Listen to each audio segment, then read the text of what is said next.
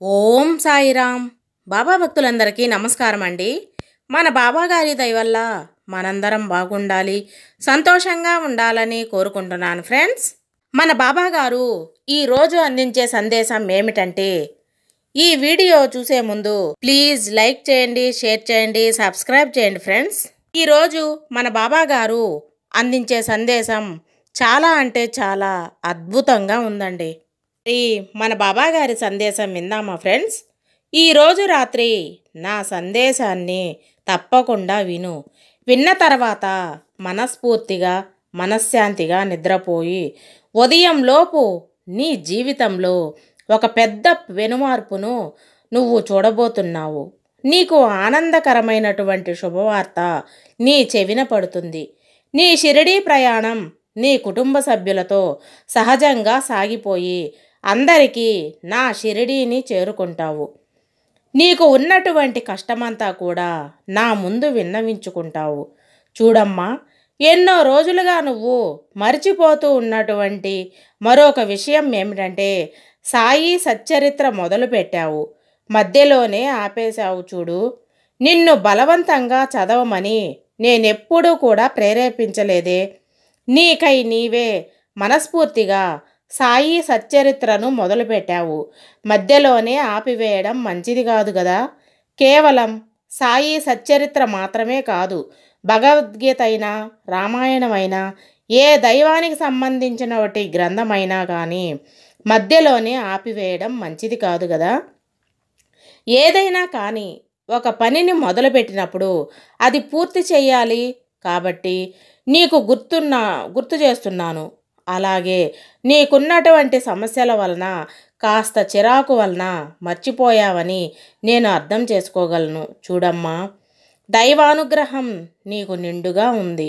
కాబట్టి రోజు కూడా ముందుగా నువ్వు చేయవలసినటువంటి పనుల్లో ఏమిటో ప్రారంభించి దానికి సంబంధించినటువంటి పనులు చేసుకున్న తర్వాతే రోజును ప్రారంభించు. ఆ తర్వాత కూడా ఏదో ఒక రకంగా సహాయం దాన్ని భగవంతుడే అందిస్తాడు. నువ్వు ఎంత సమయాన్ని భగవంతునికి కేటాయిస్తావో అంత మించినటువంటి ఆనందాన్ని, ఆ అదృష్టాన్ని ఆ భగవంతుడు నీకు తప్పకుండా కేటాయిస్తాడు, ప్రసాదిస్తాడు. కాబట్టి నీకు ఎన్ని సమస్యలు ఉన్నా, ఒడిదుడుకులు ఉన్నా కూడా నేను నీకు ఒప్పుకుంటాను. నువ్వు వాటిలో చిక్కుకొని ఏం చేయాలో అర్థం కానటువంటి పరిస్థితుల్లో ఉన్నావని నేను ఒప్పుకుంటాను. కానీ నీ మనసు ఇప్పుడు ఎలాంటిదో ఇప్పుడిప్పుడే జాగ్రత్తగా, అంటే 1కి 3 సార్లు జాగ్రత్తగా ఆలోచించుకుంటూ నీ మనసును నువ్వే ప్రశాంతంగా ఉంచుకునే పనులు చేసుకుంటూ, ఆ తర్వాత నువ్వు ఎవరు ఎంత నిన్ను బాధ పెట్టడం ప్రయత్నించినా, అలాగే ఏ సమస్యలో నిన్ను చిక్కుకునేలాగా చేయవు. నీకు ఏ సమస్య అయితే నిన్ను అడ్డుగా నిలబడి ఎటూ కదలేనటువంటి పరిస్థితి నీకు తీసుకువచ్చిందో ఆ సమస్యని నుండి పారిపోతుంది. కాబట్టి ధైర్యంగా ముందడుగు వేయడం నేర్చుకో.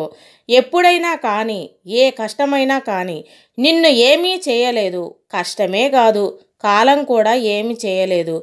భగవంతుడు అనుగ్రహం ఉంటే నాపై నీవు ఎంత ప్రేమగా, శ్రద్ధ, సబూరితో ఊహించిన ఇన్ని రోజులు కూడా ఓర్పుగా ఉన్నావు. అంతకు మించినటువంటి గొప్ప అదృష్టాన్ని నీకు, నీ కుటుంబానికి పరిచయం చేయబోతున్నాను. ఇప్పటి వరకు పూర్తిగా అలసిపోయి ఉన్నావని నాకు తెలుసు. ఆ అలసిపోయినటువంటి మనసులో పూర్తిగా విశ్రాంతి తీసుకొని సంతోషంగా సమయాన్ని గడిపేటువంటి క్షణాలు నీకు పరిచయం చేస్తాను. ఆహా, ఇదా జీవితం అంటే బాబా, నాకు ప్రసాదించినటువంటి ఈ జీవితం ఎంత సంతోషంగా ఉంది అని నీవు తప్పకుండా అనుకునే విధంగా నేను నీకు చేస్తాను. నీ మనసులో ఉన్నటువంటి మదనాలన్నీ కూడా నీకు తొలగిస్తాను. అలాగే నీవు నిస్సహాయంగా ఎవరి ద్వారా ఏ సహాయం అందుతుందా అని ఎదురు చూపులు ఇక నేటితో ఆపివేస్తావు. ఎవరో వచ్చి నీకు సహాయం అందివ్వడం ఏమిటి, సాక్షాత్తు నేనే వచ్చి ఏదో ఒక రూపంలో నీకు తారసపడి ఏ సహాయాన్ని అయితే నా నుండి నువ్వు కోరావో ఆ సహాయాన్ని నేను నీకు అందిస్తున్నాను. నీ మనసులో ఉన్నటువంటి ఇప్పటి వరకు నీ మనసులో ఉన్నటువంటి అనుమానాలను, అపనమ్మకాలను పూర్తిగా తొలగించి నీవేమిటో, అలాగే నా ప్రేమ ఏ విధంగా ఉంటుందో, నా కటాక్షం నీపై ఏ విధంగా ఉంటుందో అనేది పూర్తిగా తెలిసేలా చేస్తాను. ముందు ముందు రోజుల్లో నీ మనసు నువ్వు ఇంకా ప్రశాంతంగా ఉంచుకునేందుకు మరికొన్ని పనులు చేస్తూ ఉండు. చూడు, ధన సహాయం కోసం ఎదురు చూస్తున్నావు కదా. శనివారం నాడు వెంకటేశ్వర స్వామి వారి ఆలయానికి లక్ష్మీనారాయణులకు ఇరువురికి కూడా చక్కగా తులసి మాలలు సమర్పించు. తద్వారా నీకు వారి అనుగ్రహం సంపూర్ణంగా ఉంటుంది. కేవలం ఈ సాయిపై మాత్రమే నమ్మకాన్ని పెంచుకొని మిగతా దేవతలకు దూరం చేసుకోమని ఎవరూ కూడా చెప్పరు. మీ ఇంటి దైవాన్ని మర్చిపోతున్నావు కాబట్టి ఇంటి దైవాన్ని పూజించడం మర్చిపోవద్దు. అలాగే కులదైవారాధన, వారి ఆశీస్సులు, అలాగే వారి అనుగ్రహం కూడా నీకు తోడైతే వారికి ఎంతో ప్రీతి కలిగే విధంగా నీకు అనుగ్రహం నీపై ఎప్పుడూ కూడా కుటుంబై వర్షాల జల్లు కురిపిస్తుంది.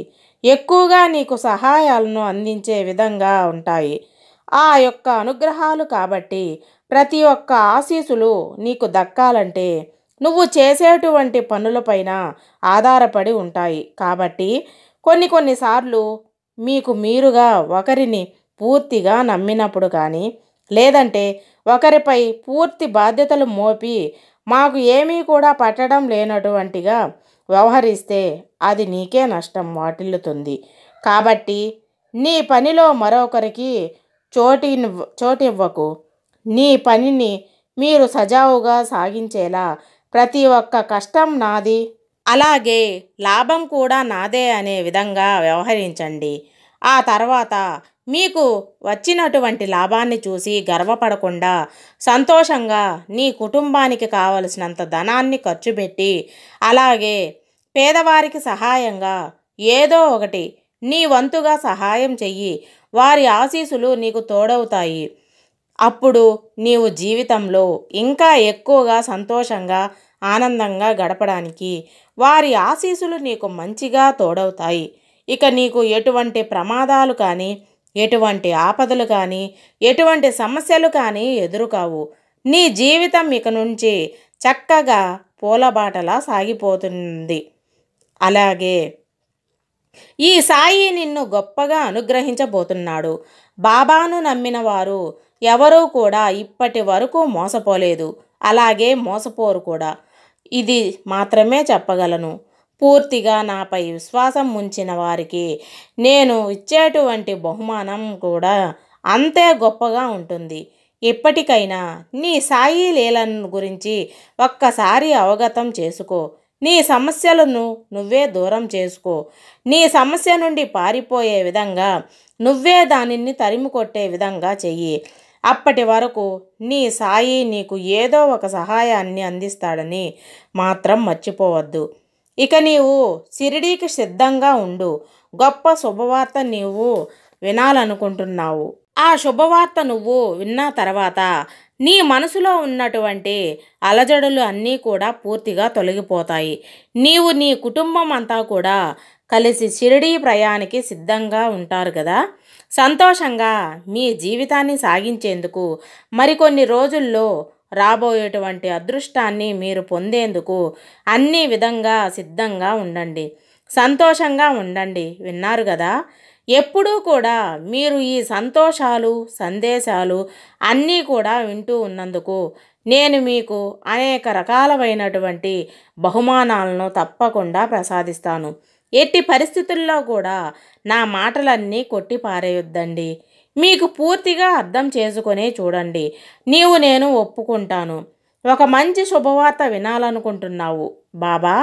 అది అతి త్వరలోనే అంటే నా ఇంటికి సంబంధించినటువంటి శుభవార్త కావచ్చు, లేదంటే నా వ్యాపారానికి సంబంధించినటువంటి శుభవార్త కావచ్చు, లేదంటే నేను చేస్తున్నటువంటి ఉద్యోగంలో ఏదైనా నాకు మంచి ప్రమోషన్ వచ్చేలాగా చేయి బాబా అని నువ్వు నన్ను అడుగుతున్నటువంటి శుభవార్త కావచ్చు, లేదంటే నాకంటూ నేను ఒక సొంత ఇంటిని నేను ఎప్పటి నుండో కలలు కంటున్నాను, నా సొంత ఇంటి నిర్మాణాన్ని నేను చేపట్టుకునే విధంగా నాకు ఒక మంచి అవకాశాన్ని, నాకు సహాయాన్ని అందించు బాబా అని నువ్వు నన్ను అడుగుతున్నటువంటి ఆ శుభవార్త కావచ్చు, లేదంటే నాకు పర్సనల్గా సంబంధించిన బట్టి నీ కుటుంబంలో ఉన్నటువంటి ఆర్థిక ఇబ్బందులతో నువ్వు ఎంతగా సతమతమైపోయాయి, నలిగిపోతూ ఉన్నటువంటి ఆ ఇబ్బందులను పూర్తిగా తొలగించమని నువ్వు నన్ను అడుగుతున్నటువంటి కోరిక కావచ్చు, లేదంటే నీ సంతానం గురించి కావచ్చు, నీ బిడ్డల భవిష్యత్తు గురించి నువ్వు అడుగుతున్నటువంటి శుభవార్తను కావచ్చు, అలా నన్ను దేని గురించి ఏదైనా మీరు వేడుకుంటూ నన్ను ప్రతిరోజు కూడా అడుగుతున్నటువంటి దేనికి సంబంధించినటువంటి శుభవార్తలను ఎవరైతే మీకు వినాలని ఎదురు చూస్తున్నారో వారందరికీ కూడా మంచి శుభవార్త వస్తుందని ఈ సందేశం ద్వారా మీకు చెప్పబడుతుంది. మీకోసం, కుటుంబం కోసం అడిగినటువంటి ప్రతి ఒక్క కోరిక కూడా న్యాయబద్ధమైనది, నేను ఒప్పుకుంటాను. నేటి సమాజంలో ప్రతి ఒక్కరికి కూడా సొంత ఇంటి కల ప్రతి ఒక్కరికి ఉండేదే. అలాగే వ్యాపారం మొదలుపెట్టి అందులో లాభాలు బాట పట్టాలని ప్రతి ఒక్కరూ కోరుకునేది. అలాగే ఉద్యోగం చేస్తే అందుకు కాస్త ప్రమోషన్ వస్తే, అబ్బా ఈరోజు మా ఇంట్లో దేనికోసం మీరు ఖర్చు అంటే మాకు ఏదైనా ఒకదానికి ఆసరాగా ఉంటుంది, 4 రూపాయలు చేతిలో ఉంటే బాగుండాడని చెప్పి ఎవరికైనా ఉంటుంది కదండి అడిగారు. ఇవన్నీ కూడా న్యాయబద్ధమైన కోరికలే. మరి నన్ను మేము న్యాయపరంగా అడిగినటువంటి కోరికలను నువ్వు ఎందుకు బాబా నెరవేర్చలేకపోతున్నావని నీకు సందేహం కలగవచ్చు. చూడమ్మా, మీరు అడిగినటువంటి అన్నీ కూడా ధర్మపరంగా ఉన్నాయి, న్యాయపరంగా ఉన్నాయి. మీకోసం, మీ కుటుంబం కోసం మీరు ఎంతగా కష్టపడుతున్నారో అనే అర్థం చేసుకోగలను. మీ కోరిక నెరవేరడం కోసం మీరు ఎంతగా తప్పించిపోతున్నారు, ఎన్ని పూజలు, ఎన్ని వ్రతాలు చేశారో, అహర్నిశలు మీకు ఎంత కష్టం అనిపించినా కూడా ఎన్ని పనులు చేశారో అర్థం చేసుకోగలను. ఇదండి మన బాబాగారు అందించే సందేశం. జన సుఖినో భవంతు. జై సాయిరామ్.